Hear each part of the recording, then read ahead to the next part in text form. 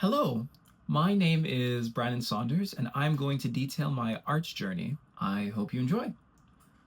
Growing up, my mother would immerse me in Jamaican duppy stories and various characters from Jamaican mythos.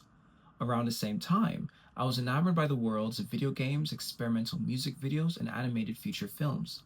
As early as the age of 13, I studied creative software adamantly, determined to craft Afrocentric worlds with that same polish.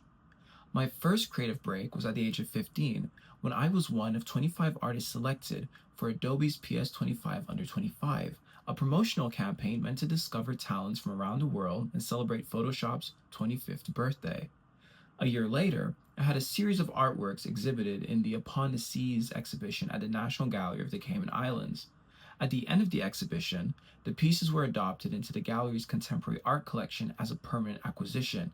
At the time, this made me the youngest artist in the Cayman Islands to be adopted in our art history canon. As you can imagine, I came over to the UK in 2018 to pursue a bachelor's in fine art, which I received at the University of Newcastle. I had many great tutors, but just as important to my artistic growth were the various side gigs I did during this time. In 2019, I did a commission piece for ITV's I Didn't Create series, and a year later, created CGI sequences for Jawara Lane's Renegade short film.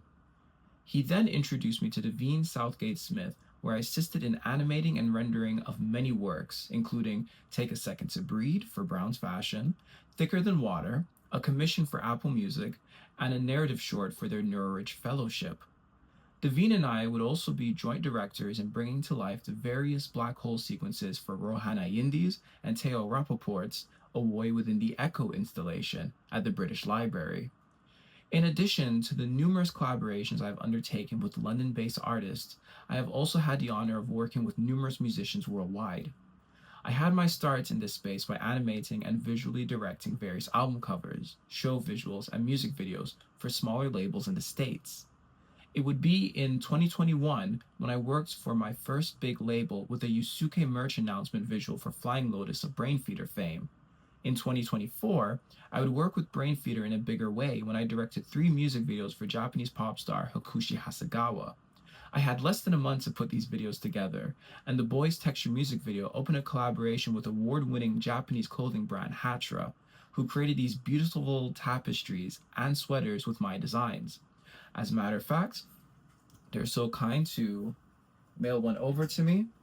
One of my absolute prized possessions. I love it with all my heart. Absolutely stellar. And those are my CGI sequences knitted in the sweater. Absolutely love it. With all that said, I think the biggest impact on my art practice thus far would have to be my time at the Ruskin School of Art. My time pursuing an MFA at the University of Oxford would allow me to critically examine the role of 3D software in Black-centered narratives. Even though my prior professional experiences made me extremely well-versed in 3D software, I concluded that 3D animation alone was too limiting for visualizing the scope and soul of my Caribbean background. I got experimental with my practice until my many tests led me to create Blouse and Skirt, a short film made entirely with moving fabrics underscored by a jazz composition that I wrote. This piece would also be recognized by the Mansfield Ruddock Art Prize, whose judging panel that year consisted of Stephanie Strain, Joy Labinjo, and Nick Sirota. Thanks to this amazing opportunity, I had the honor of being a guest speaker at the University of Oxford, and Blouse and Skirt is currently on permanent display at Mansfield College. To conclude, I've had a very fulfilling journey thus far, and I'm extremely excited to see what comes next. My most recent piece was Interwoven Temperaments, a short film that encapsulates all the techniques and skills I have accumulated over the years, combining scanned fabric animation and CGI worlds.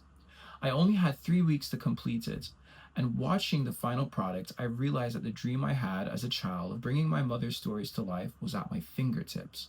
I don't need permission from any studio, person, or art institute.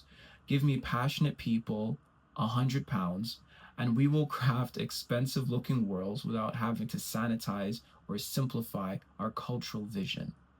Thank you for watching.